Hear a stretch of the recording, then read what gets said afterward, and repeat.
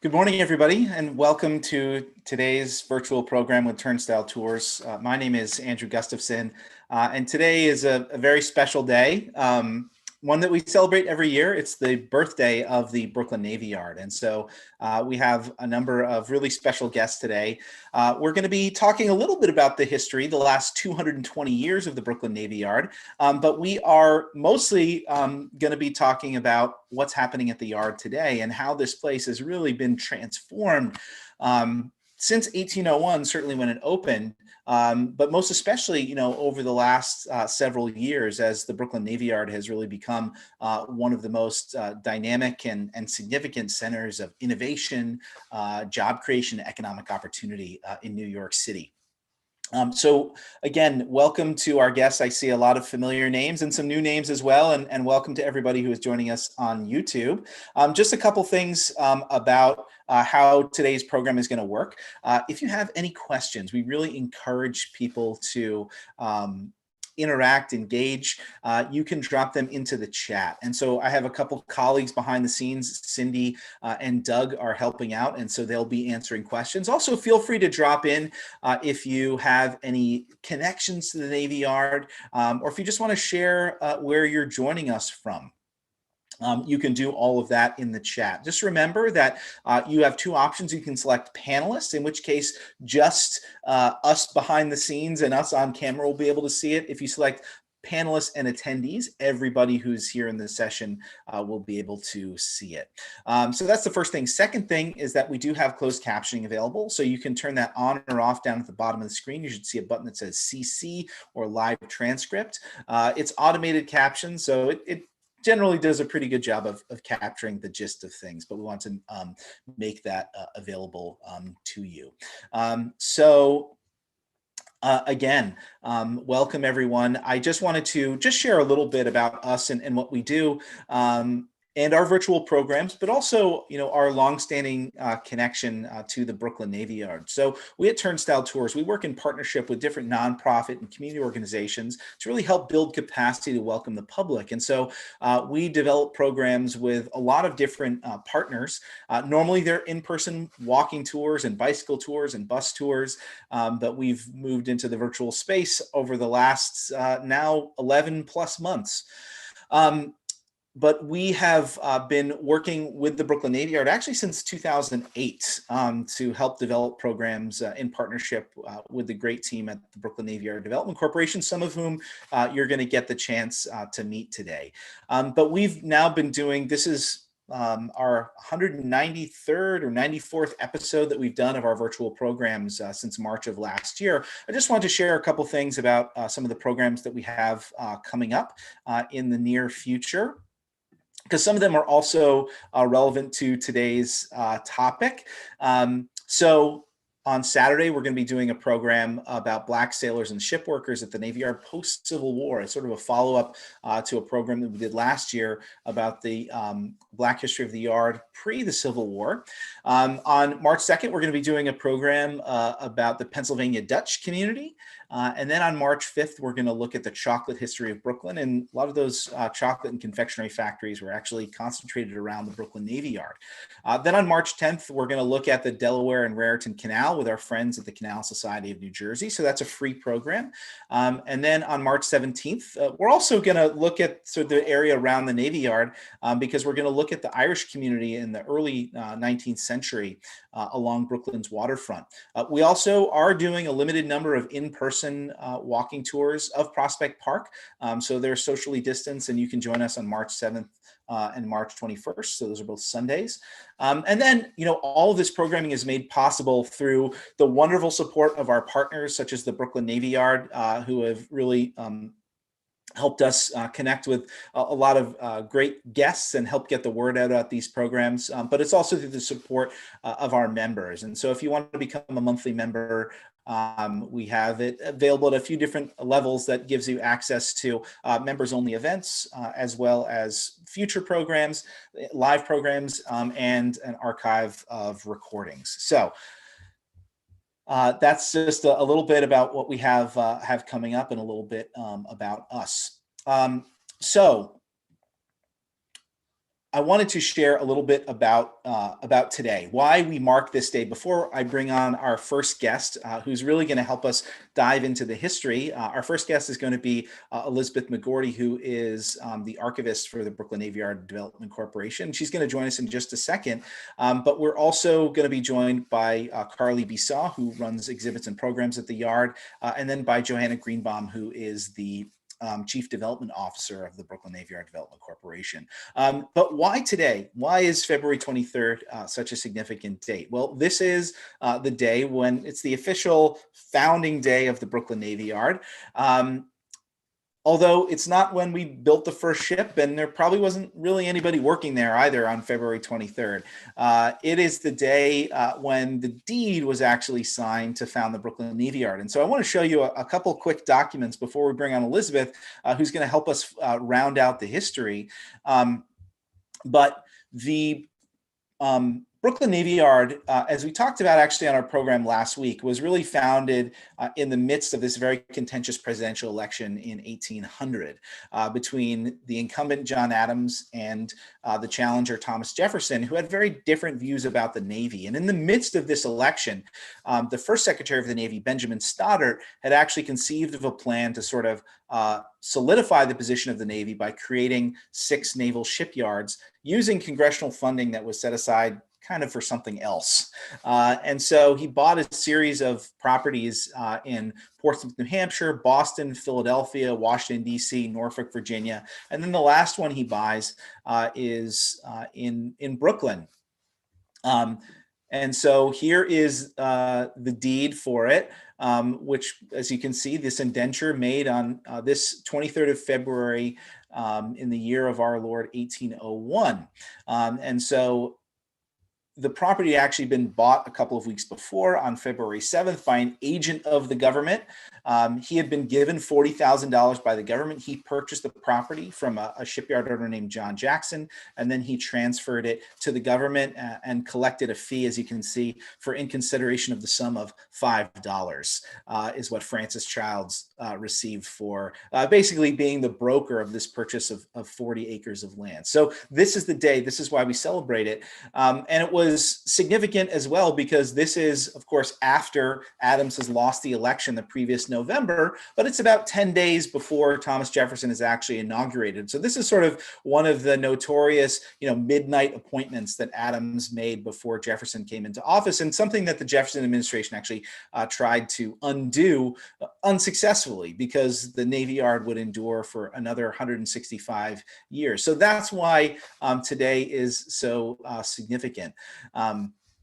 And then I just wanted to show one more image. This is probably the earliest image that we have, or at least that I'm aware of the Brooklyn Navy Yard, which is from 1809. And you can see across the way that sort of little forest of masts on the Wallabout Bay. And you can see a few structures starting to spring up, but this is very much the Navy Yard in its nascent stage. So we're going to look at the growth of the Yard over time. And to do that, I want to invite on Elizabeth, who is going to share with us a little bit about the history of the Yard, but also about what they do at the Brooklyn Navy Yard Archive. So Elizabeth, welcome.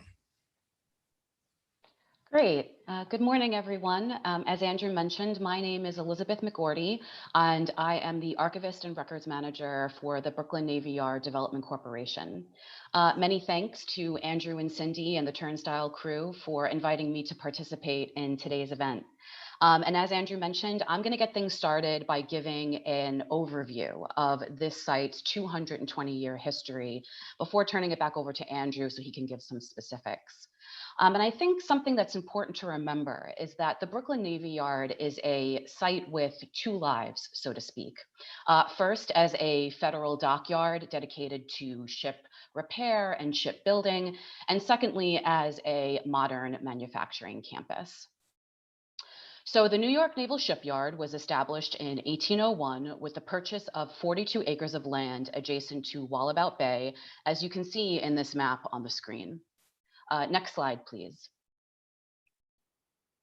It would later expand into a 236-acre property that borders the present-day Fort Greene, Clinton Hill, Williamsburg, and Dumbo neighborhoods. By the time the property was decommissioned by the U.S. Navy in 1966, There were 270 buildings, 24 miles of railroad track, 18 miles of paved road, 17,000 feet of berthing space, 9 piers, 6 dry docks, and 22 shops housing 98 different trades. And this is a map from the 60s that shows this real expansion of the property. Next slide, please. There are 3 important attributes to the yard story. Number 1, its contribution to the military fleet. Number 2, its architectural evolution. And number 3, its transformation from a shipyard into an industrial park. Next slide, please. So the yard is significant as a collection of military architecture and engineering structures that exhibit the changes in architectural styles, forms, and technology on American naval yards during the 19th and 20th centuries. It is notable both for its individually significant buildings, some of which are shown here, and structures, and as a major assemblage of industrial buildings. Nearly all of the structures were designed and constructed by the Bureau of Yards and Docks in association with many civilian employees, engineering firms, and contractors. Particularly notable individual buildings and structures include Quarters A, which you can see on the right. This was the Commandant's House, a Georgian and Federal style clapboard house commonly attributed to renowned architect Charles Bulfinch.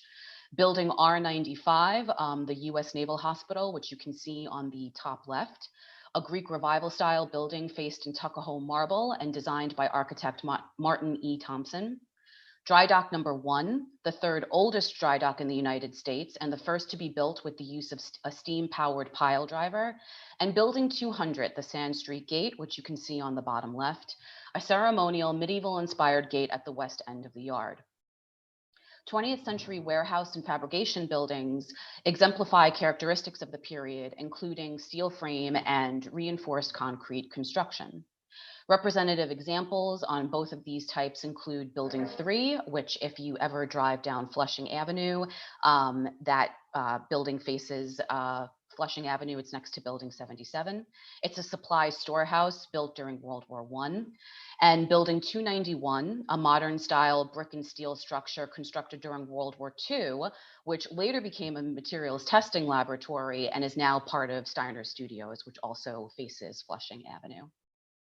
The national wars also marked the construction of larger dry docks, culminating in 1942 with dry docks numbers 5 and 6, whose construction required significant rethinking of the yard's physical layout.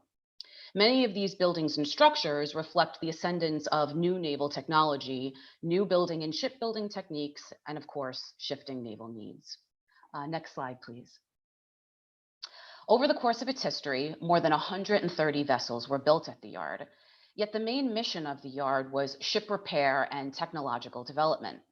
Between 1838 and 1946, there was a naval hospital on site whose function was not critical care, but rest and recuperation. Employment and activity steadily increased during wartime, and World War II saw incredible growth in workforce and activity. In the 1940s, nearly 70,000 people reported for work here, including women and African Americans. The yard served as the lead dockyard for battleship construction during the war, and over the course of those 4 years, built 3 battleships, 2 floating workshops, 8 tank landing ships, 5 carriers, countless bargers and lighters, as well as converting more than 250 ships for war duty and repairing 5,000 others. In the post-war years, the Navy gravitated away from the shipbuilding business. This, in addition to the bridges along the East River, which would impede travel for larger ships, contributed to the yard's closing. In 1966, the yard was formally decommissioned by the federal government, and 9,600 people lost their jobs. A year after the decommissioning, the property was purchased for private commercial use. With this purchase, the city of New York made a commitment to reinvest in its historic legacy as a pathway to prosperity for New Yorkers. The yard was first managed by the Commerce, Labor, and Industry Corporation of Kings, otherwise known as CLIC, and later by the Brooklyn Navy Yard Development Corporation, otherwise known as BNYDC. Since 1981, BNYDC has been the yard's real estate developer and property manager. Next slide, please. While early tenants such as Ctrain Shipbuilding and Coastal Dry Dock and Repair Corporation continued with the shipbuilding spirit, in the late 1980s, BNYDC began a long-term effort to diversify its tenant base. By 2001, the yard has expanded into 275 companies across the sectors of manufacturing, art, and design. Large spaces were reimagined to accommodate small industrial enterprises that reflect the diversity, energy, and creativity of the community. BNYDC also undertook sustainability initiatives to support a rapidly growing cluster of green manufacturers. Nowadays, the yard is home to over 400 businesses, including turnstile tours, employing more than 7,000 people and generating over $2 billion per year in economic impact for the city. And so what you see now is the product of 30 years of careful planning, fundraising, and political partnership. Part of the yard's mission is to reuse. Essentially, it has rebuilt from what was a difficult economic situation in the 1970s and the 1980s. Next slide, please. So when the US Navy decommissioned the property in 1966, it packed up all of its belongings and pretty much vacated the premises, all of their operations records, all of the shipbuilding plans. But they did leave one thing behind, and that was thousands of architectural plans and engineering plans of the property. And so as the entity entrusted with the guardianship of these historic records, BNYDC embarked on a program in late 2003 to assess, inventory, and preserve them. This was the genesis of the BNYDC archives. The initial goal of the archives was to provide access to these documents to the yard's planners, facilities engineers, and tenants, as well as outside contractors who needed the drawings for the yard's maintenance and redevelopment projects. The archives then took on a new commitment to celebrate the yard's rich history, which culminated in the opening of the Navy Center at Building 92. That's our visitor center that contains a 3-floor permanent exhibition named Brooklyn Navy Yard Past, Present, Future. The BNYDC Archives, as the steward of this material, collects, organizes, and preserves this material relating to the history of the Brooklyn Navy Yard and makes it accessible by providing research support to any interested persons who seek to evaluate the impact of the Brooklyn Navy Yard on the history of Brooklyn's social, cultural, and economic development. To date, the archives has preserved over 40,000 architectural plans, digitized over 7,000 photographs from the National Archives and Records Administration, and recorded over 75 oral histories, particularly of women who worked at the yard during World War II. And there may be a perception that the BNYDC archives is the archives for Building 92 because that's the place that contains the permanent exhibition, but it actually isn't. As the name implies, the archives, as both an internal department to BNYDC and an external body, we pretty much serve our parent company, BNYDC. And so while our collection scope still covers the history of work as a dockyard, we've recently expanded our scope to include the legacy of BNYDC. And so the archives is actively cultivating relationships with many of our current businesses to document that latter-day institutional memory. So I'm going to hand it back over to Andrew, and if we have some time, maybe go into some more specifics about the yard.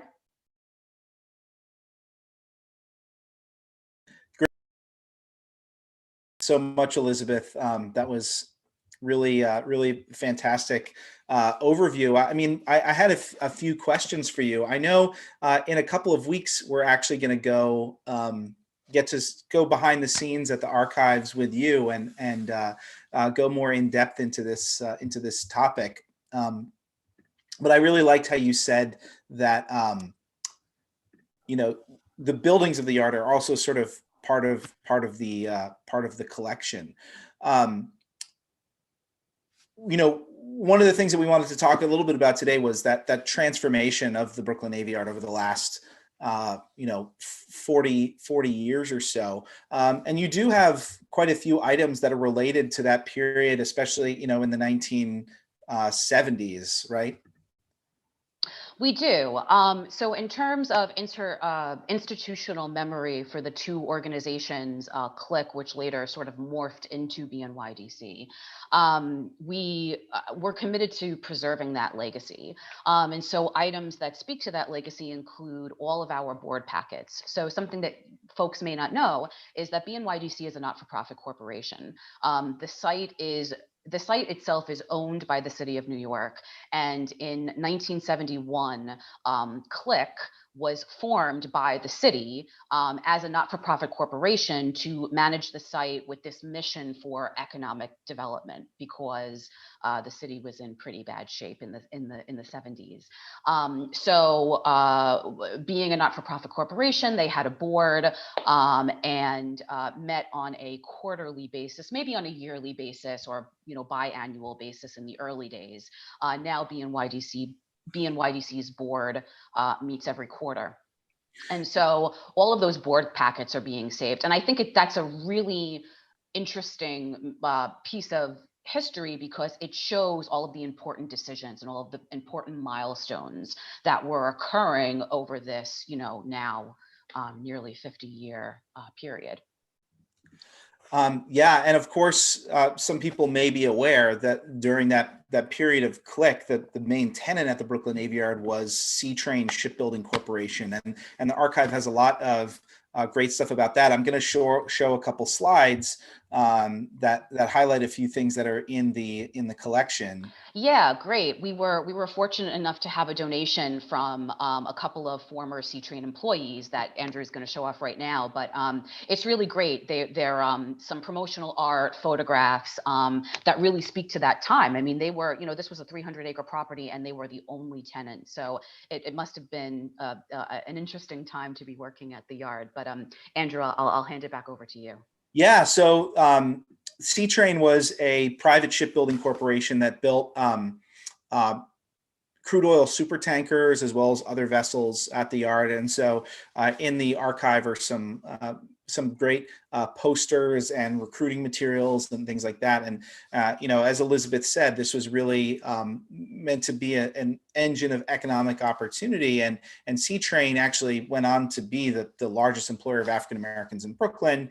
However, economic circumstances, as well as mismanagement of the yard, ultimately led to the company's demise in 1979. But here you can see, these are actually the largest ships ever built at the Brooklyn Navy Yard, were these very large crude carriers you can see here in dry docks 5 and 6. So this comes from one of the collections that Elizabeth mentioned from Frank Trezza, who was a former employee. And here you can see the Stuyvesant, which was one of those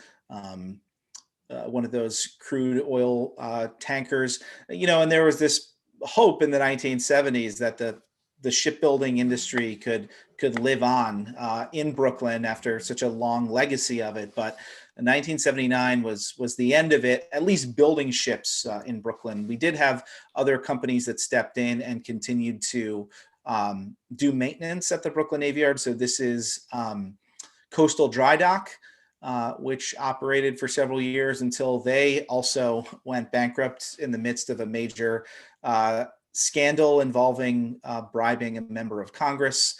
But they were replaced in 1988 by the company that's still there today at GMD. So, we still have that shipyard is very much a central part of the work that the Brooklyn Navy Yard does. And we're the largest, ship repair facility in New York Harbor. So I think that's an interesting part of the history, that legacy has continued on, even as so much of the other types of work in the Navy Yard have changed. We can see the GMD shipyard. And then, of course, other things, another thing to keep in mind is that throughout this period, it wasn't just shipbuilding at the Brooklyn Navy Yard. There were other businesses that they were trying to attract. And there were a lot of ideas that were actually floated in the late 60s and early 70s about what to do with the yard, including, having an automobile factory, an aircraft manufacturer, even relocating the entire, West Side Garment District into the Brooklyn Navy Yard. None of those things happened, but they did start to attract businesses. And that attraction has really just accelerated, over the last 10 years, especially. But here you can see one of the longtime CEOs of the Brooklyn Navy Yard Development Corporation, Richard Donero, here in an article from. Sorry, my screen is being blocked. In an article from 1990. Yeah, so as you mentioned, this is kind of a period when we start to see the turnaround at the Navy Yard after really significant declines in employment and businesses in the 1980s because of those some of those major closures. Yeah, well, Elizabeth, thank you so much for sharing. This is really fantastic and gave us some really great insights, and we're really looking forward as well to getting a chance to see you in your element at the archives in a few weeks. Oh, great! That was a pleasure. Thank you so much for having me. Yeah, thank you. So we're going to bring on our next guest. So I'm so pleased to welcome Johanna Greenbaum, who is the Chief Development Officer. Did I get that right? Of the Brooklyn Navy Yard Development Corporation. Yes. And so we're going to kind of bring it up to the present day. And so Johanna's going to share with us a little bit about the yard today, the vision for the future, and also how they've really navigated this very challenging past year, but managed to remain strong and have a really incredible base of tenants that are continuing to operate and create opportunities for people here in New York City. So Johanna, welcome. Thank you. It's great to be here. I'm very excited. Yeah, we are too. So why don't we start off? Just tell us a little bit about your role at the BNYDC. Sure. So I'm the Chief Development Officer. I'm in charge of most of our business functions, and many of those are related to real estate. So everything from our real estate development team, who helps build new buildings, to our design and construction team, which helps fit them out and helps tenants move in and navigate their new spaces, to our leasing team, which finds which brings new and innovative companies to the yard and into affordable spaces here. BNYDC is a great organization. The Navy Yard is sort of a unique jewel. The history is incredible. Thank you, Elizabeth, for sharing some of it. And it's exciting to be talking about it today on our 220th birthday. Yeah. So could you just tell us a little bit about, the makeup of the types of businesses that you have in the yard today? Sure. So the Navy Yard, like you mentioned, industrial and manufacturing space, or what the images that conjure in an urban context have changed a lot over the history of the Navy Yard, and even just in the last generation. So since the Navy left in 1966 to the present day, manufacturing and production and what that means in cities has changed, frankly, dramatically. We still have some of our heavier users, like the GMD shipyard, which is an active repair facility for much of the Eastern Seaboard, and certainly for New York Harbor. And then, manufacturing and production has changed, has become smaller scale, has gotten more bespoke and boutique. And we at the Navy Yard have a healthy mix of about 75% or more of our 5 million square feet dedicated to people who fabricate things, who produce things, who are manufacturers. We have about 20% what we call creative office users. So they're in adjacent agencies, adjacent industries like design agencies and people who prototype or design products or design experiences. And then we have a mere 5% dedicated to like food and being able to eat something while you're at work. So that's our basic mix. We have a number of interesting companies in each one of those categories. We just recently welcomed Smart Design, which is a premier product design firm to the yard. They are taking space in building 127, which is one of our last historic rehabilitations of the buildings that the Navy left us. What I find interesting about smart design, and I'm happy to talk more about our tenants and our companies, because frankly, the yard is are the companies that have space here, and vice versa. We're really seamlessly integrated, and we're here to support them. Thank you. That is building 127, fully restored with 20 by 20 foot windows. It's an incredible space, an incredible building. But smart design, for example, is a great example of a New York production and design firm. They have some of the best designers in the industry. They are New York based. They've been in Manhattan on the West Side for their full 40-year history, and they're deciding to move to the yard. They create many household products. I'm confident that everyone in the room today has something that they've designed in their house. They're the primary designers for OXO home goods. So can openers and salad spinners and all the things, all the utensils that are in your kitchen were likely designed by Smart Design and will soon be designed and innovated here at the Navy Yard. They're just one example.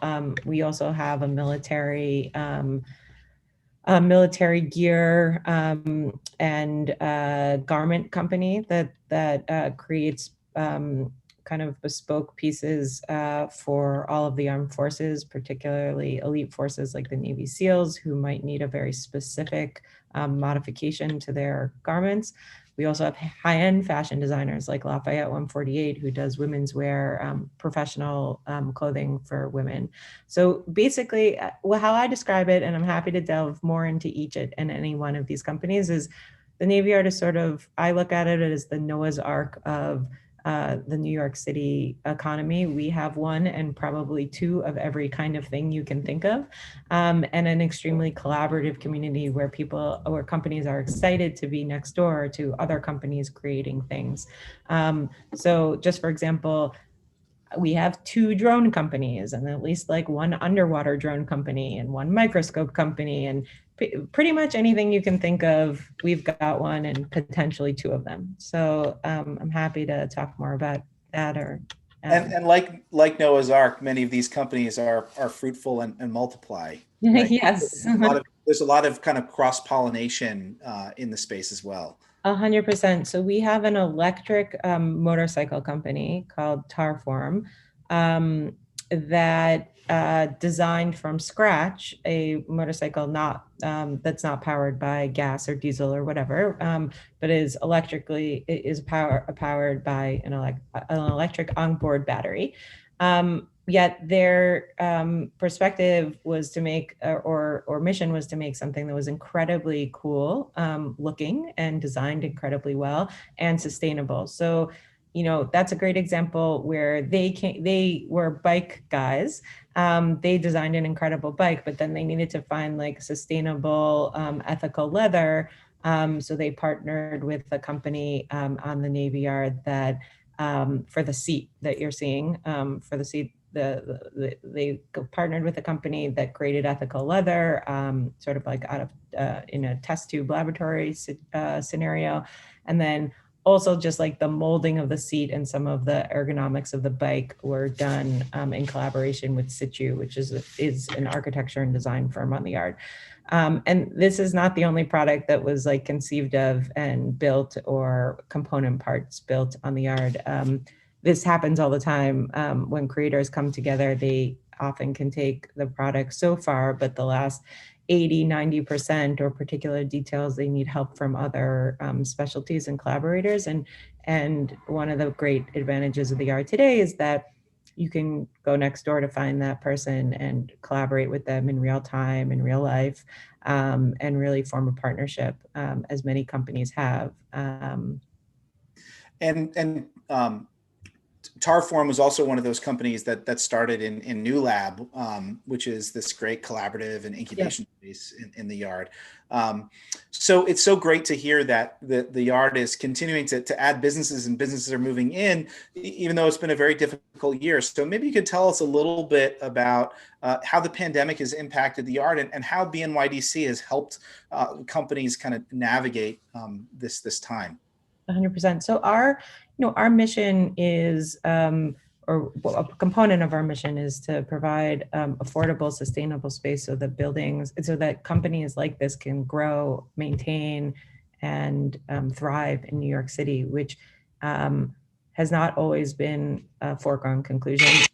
Obviously, as spaces, as in industrial space gets repurposed for creative office or Class B office or residential, there's fewer and fewer spaces and fewer concentrated spaces where companies like this can land in New York. And it's an essential part of a diverse and resilient economy.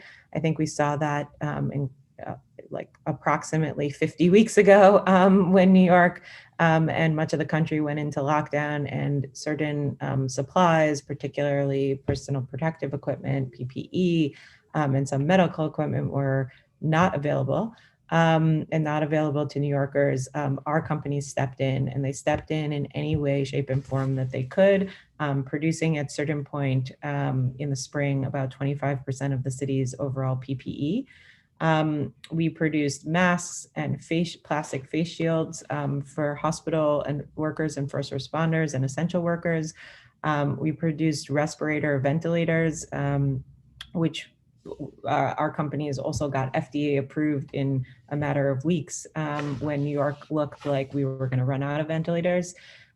We produced, our Cry Precision and Lafayette 148, the two companies that I previously mentioned, partnered when we realized that there were going to be a shortage of hospital gowns, and reverse engineered a hospital gown from a gown that we got from the Department of Health, and they ripped it apart, created a new pattern, created a digital file, created what's known as a tech pack in the industry, which is the specifications of the fabric and other things that go into the production of the garment. And then they laser cut and produced hundreds of thousands of these, and furthermore open source their reverse engineered design so that shops all around New York City, garment shops all around New York City could go into production on additional 100,000 of these gowns to help our hospital workers. So, I could talk forever about the COVID response, but our companies really rose, I believe, to the challenge in a matter of days.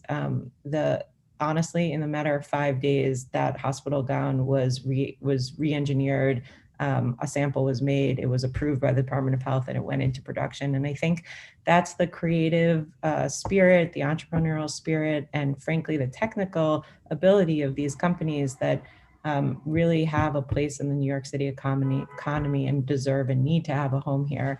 Again, if you had called me 1 year ago today, I would have said what every New Yorker would have said, which is like, oh yeah, if I need that, I'll order it on Amazon or order it from somewhere. But we quickly all came to realize that global supply chain in a pandemic or other crisis can quickly shut down, and you can't order it from somewhere. So it is important to have people with the skills and abilities to help their community in a time of need. And I think, our yard companies or the companies on the yard really did that last year. And supported their city. And furthermore, BNYDC supported them through the crisis in terms of creating a specified loan fund so that they could get PPP, the Federal Payment Protection and Payroll Protection Plan program, which helped businesses stay afloat, and particularly small businesses. We're 450 plus or minus businesses on the yard. Many of them are considered small businesses by federal standards, and we're very much in need. And when we see crises or issues like this, we have a whole team, our business support team, that goes and figures out how to make resources and funding and whatever else available specifically to yard companies. So we're really here to support them so that they can do the work that that creates jobs, that creates PPE in this case, or that creates hardware and other products for the city's economy and beyond. Yeah, and I'll just say, as tenants of the yard, we've really appreciated the support, even just through business services, the workshops that they've done to help manage, these different federal loan programs and things like that have been, it's been really great to be able to have that resource and also that sounding board, because it's a hard time for small businesses, and that advice and support network is really invaluable. I wanted to show one thing, which is if anyone wants to see the yard manufacturing, the products up close, you can go to Building 77, where a lot of that PPE for consumer use is available in this vending machine. Yep. I left out hand sanitizer. Yeah. Tens of millions of gallons of hand sanitizer. But this machine is something that my team and I created very quickly in the pandemic, partially to protect those people that were still coming to work, or when New York started to reopen. And we thought it would just be like a nice to have, but it turned out that people really wanted locally made masks. We created a partnership with West Elm to help some of our producers who created masks get a larger platform. And today you can actually buy made at the yard products if you're not able to stop by the vending machine at 77, online at madeattheyard.com. That has like pandemic related PPE stuff, as well as just normal things that are made by yard companies that might be of interest for gifts or for household items. Russ and Daughters actually, along with American Heirloom, another yard company, collaborated on a cutting board that's etched. And so there's a lot of interesting things that you can have a piece of the yard at home. Yeah, and our next guest, Carly, is going to talk more about Made at the Yard and other initiatives and public programming. But Joanna, thank you so much for joining us. I think before you go, just one question is if you could just tell us a little bit about kind of what you see for the future of the yard and what we can look forward to. Yeah, well, the yard has brought on a couple 100,000, probably 500,000 square feet or more of space in the last couple of years, including up until like late last year. And space at the yard tends to go quickly. We have reasonable prices and a great community that people are edging to get into. So our first priority is to make sure that all of that space is accounted for and that we find the right companies to add to our community and will benefit from our community to take that space.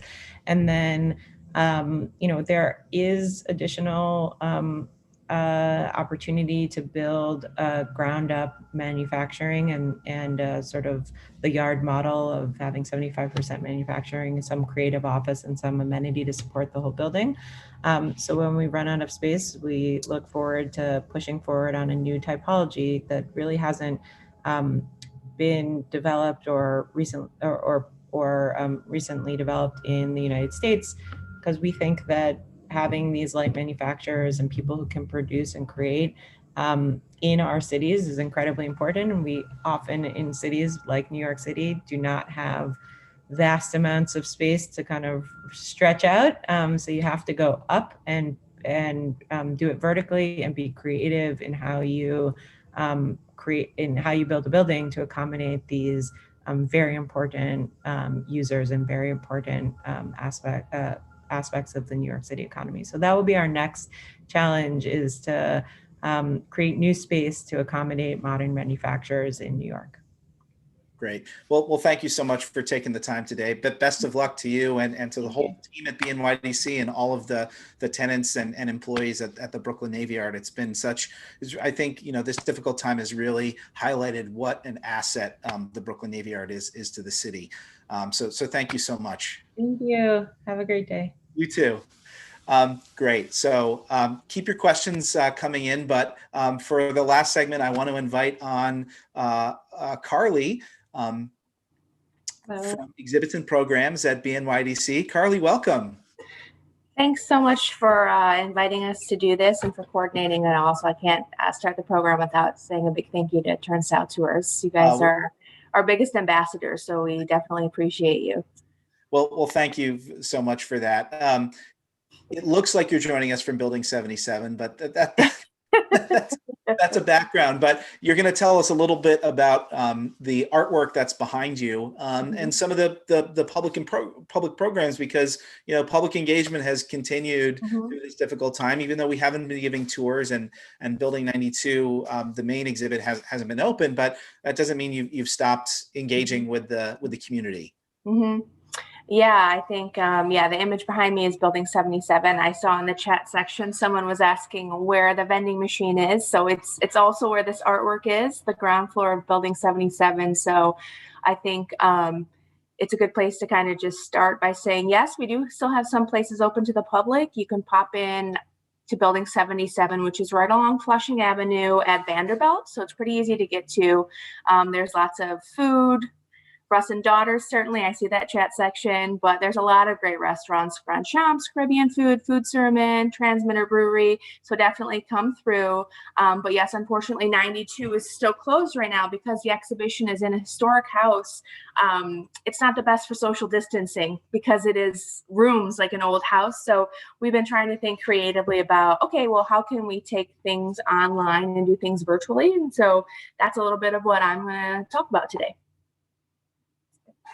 Okay, great. Yeah, so yeah, you have a few different programs, because you've tell us a little bit about the arts community. But before we dive in, why don't you just give us a little bit of background, because Joanna was talking mostly about the manufacturing and design tenants, but there is this great community of artists at the artist. Yeah, so I think Elizabeth did a really great job of tying together with you like the shipbuilding history, that first life that we had.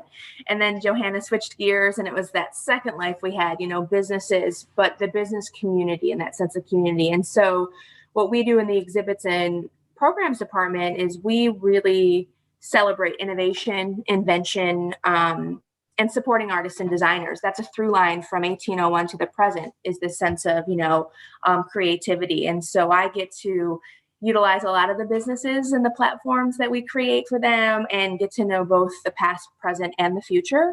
And so exhibits and programs, I think to sum it up, I'd say we focus on public engagement and creative placemaking. And we have hundreds of artists that call the art home. And just like our manufacturing tenants during COVID-19, they were hit incredibly hard. So, when we were reading the stats, it's like, oh, the three worst sectors for recovery are manufacturing, artists, and food and beverage. And it's like, oh, okay, well, we support all of those, and they need different things for us to do. And so that's kind of where I shifted my focus last year was, okay, we're not doing online exhibitions and programs in person. So what initiatives can we do that has that sweet spot, right? It really helps artists and designers, and it also connects with the public so they can get to know us a bit more, continue to engage with us, and do some, virtual visits. Great. So yeah, why don't you share with us some of those initiatives? Sure. So last year, we kind of moved our exhibitions online, and I'm going to share a screen with you. So here we go. I'm going to show you just an initiative that we're working on called A Moment Materialized.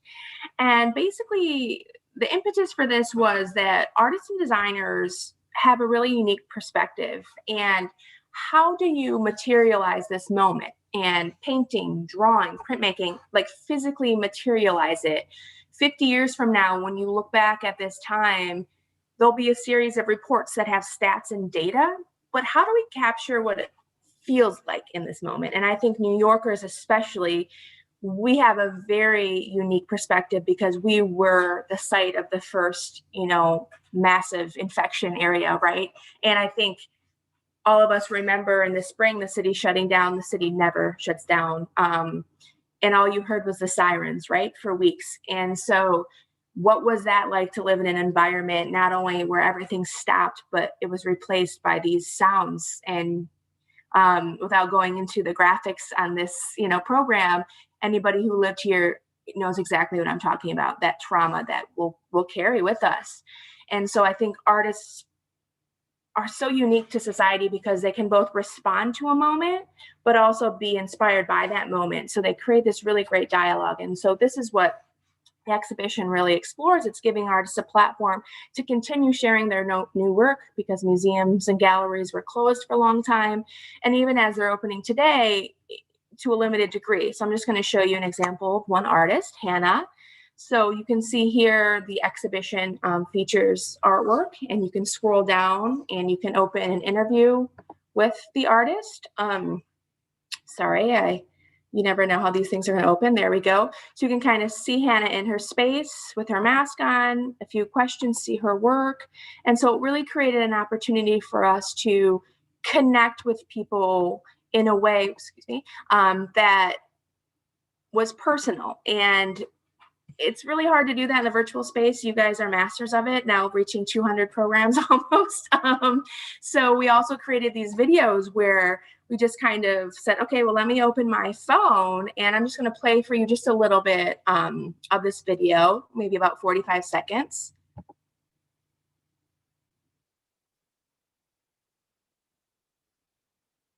Oh, sorry, Carly, we can't hear you. Oh, that's okay. So I just do the video. That's okay. But we'll share the link for it. Sure. So you can kind of see the artist is in the space, and it's just about 3 or 4 minutes, and they can kind of talk about their work, connect with people at home. And through all these visits, so standing very far away, the artist had said, you know, we oftentimes work alone already. So there was this added component of a sense of, we're used to working alone, we can power through this, but an amplification of kind of like feeling that disconnection. And so it was kind of like, wow, through artwork and through these types of connections, you know, really trying to build that sense of community that we had focused on so long in person, bringing people together. So that's just one initiative, and yep, we can share the links in the chat, certainly, to this exhibition. So just to kind of remind you, it's amomentmaterialized.com. And then the next thing I'm going to talk about is Made at the Yard. I know that there was some interest there. Oops, it's hard for me sometimes to move this. There we go. It's okay. I'm like, let me just find that in there. I'm one of those people that usually has 45 tabs open. So dealing just with 6 tabs is different for me. So you can see here our website, Brooklyn Navy Yard online store. Our full website, and I'll show that to you in a moment, is brooklynnavyyard.org, because we are a nonprofit, but we created this separate link to really highlight the businesses. And I'm just going to go to the shop feature businesses. So, you know, we feature some businesses quarterly or semi-annually, and we have, you know, support minority-owned businesses. That's a really big thing at the Yard. Building off some of the things Johanna said, we really try to foster a diverse community, and we have one of everything, if not 2. And what we really try to support is thinking, what does a business need to be successful, and what types of support do they need? And so we really focus a lot on supporting minority-owned businesses, women-owned businesses, businesses that are transitioning from one scale to another. And so you can see this is just a really great little snapshot of some of the products that are made to give you a sense of, I kind of describe it as, I like the Noah's Ark analogy, but I kind of just said, you know, like, if you have to physically make it, we make it. And so kind of, yeah, just imagine something that's made and we do it. So you can kind of just see the diversity here. And this is just the minority-owned business featured page. So you can imagine all the other pages. So it's really great. It's a fun website to just kind of look through, just to kind of get a sense of the types of businesses that are out there. And so I know I'm kind of moving fast, but I want to keep us on schedule. So we talked about A Moment Materialized, the exhibition. Here's madeattheyard.com. And the last place I'm going to take us to is to our main website, which is madeattheyard.org. And I went ahead and I just went up to the toolbar here and just went to the visit tab, down to exhibits and programs, just so we were ready to go. And I'm just going to scroll down because this is our public art initiative, the image behind me. So I'm going to just flip through so you can kind of just get a sense of the types of work we installed. And you can see we took over the whole space. And this was a really interesting initiative because we put out an open call to our artists and said, we will give you, we'll pay you, we're commissioning new work for this space. We had to choose a space that was inside because we were heading into the winter, but we knew that our artists were really struggling. Galleries, museums were still not showing work. In the middle of a pandemic, people aren't following through on their, fine art purchases or even fine furniture purchases. So we were thinking, well, how can we support our businesses in a meaningful way that also can create this benefit for the community? And so that's when we thought of, well, let's do public art in some of our public spaces. And so each of these works was designed for the most part just for building 77 or building 92. We do have a work installed there. And it really was creating that opportunity to pay artists, to support artists. And through finding ways to commission these works, I feel like the public art program really is an expression of our mission. It really puts it into action, the types of support we can offer. And we just knew that a lot of the federal programs weren't being utilized by artists. The Paycheck Protection Program, the PPP loans, not so much for individual artists, right? Certainly they can apply, but we were just getting a lot of feedback. Like, a lot of these federal programs aren't for us. They're for businesses with employees, or they're going to arts organizations, but not individual artists. All of my shows are canceled next year. I have no commissions. So kind of presented an opportunity for the art to respond. And, going back to one of the first slides, the Can-Do Yard, that nickname reemerged in 2020. Certainly, creating over 10 million items of PPE is quite impressive, but we've also produced hundreds of services and programs for our businesses, artists and designers and manufacturers alike. So it has been a full force effort from all of us on the team. And at the same time, we recognize we are this historic site. We are an arts and cultural site. So Elizabeth and I are doing a lot to try to document the last year. And so that's something to look forward to, as well as some programs in the pipeline. And so I just kind of like to use this last slide. If you're looking for us on social media, we kind of, our name's so long, we kind of chop it down a little bit, but of course you can find us. But I always find Instagram's a really great way to kind of see what's going on. We focus a lot on tenant spotlights and tenant programs. And there you can see some of the public art. So it really helps put a face on the yard, and you can kind of see what's made and who made it. And this is also just like a kind of a little fun thing to flip through. So I think I've been talking long enough, so I'm going to stop sharing my screen and give Andrew a few minutes. Well, I wanted to ask you, Carly, about the artwork that's behind you and that we saw on the screen a minute ago. Could you tell us about that? Sure. So this artwork is by an artist named JC Concetta. JC is a street photographer, and for about 25 years, he has been a creative director working in advertising in New York City. He's originally from France, but he's been here for a few decades, and he really wanted to focus on his fine art practice, really being a photographer. So he decided to get a studio here at the Navy Yard last June, and so he shares a studio with another artist. He came here in the middle of a pandemic, but it was like, why not? If not now, when? And then he ended up actually losing his job. And so this opportunity came along, and he said, in an interview that I can share as well, I felt immediately welcomed here. I felt part of the community. And when this opportunity presented itself, I took lemons and created lemonade, and the open call inspired him to propose this project. Here, you can see it a little bit more. And he wanted to take essential worker portraits. So everyone that you see behind me, again, I'll do the other side. Okay, here we go. So you guys can see every one of those amazing people is part of our team at the Navy Yard, who came in every single day to make sure that the yard stayed open for essential workers who are making those 10 million items of PPE. So you have security guards, maintenance, carpenters, people opening up the office, shoveling snow, all these people. This is just a sprinkling of all the people that made the yard's ability to support our businesses possible.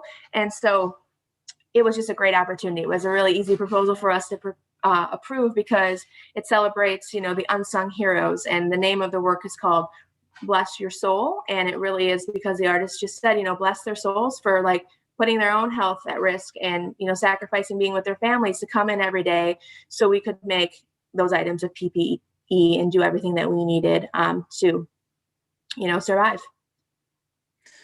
Yeah, it's so great. I mean, I got to say, when I came into Building 77 after that piece was installed, it moved me to see so many familiar faces um, and just be reminded of all the incredible work that people have been doing through this very difficult time.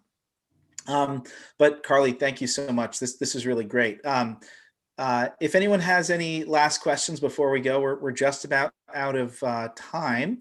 I see Lewis just mentioned a woodworker in the yard that he's familiar with, John Randall. Yes, he's in Building 3. He's our neighbor, actually, at his company, BNYDC.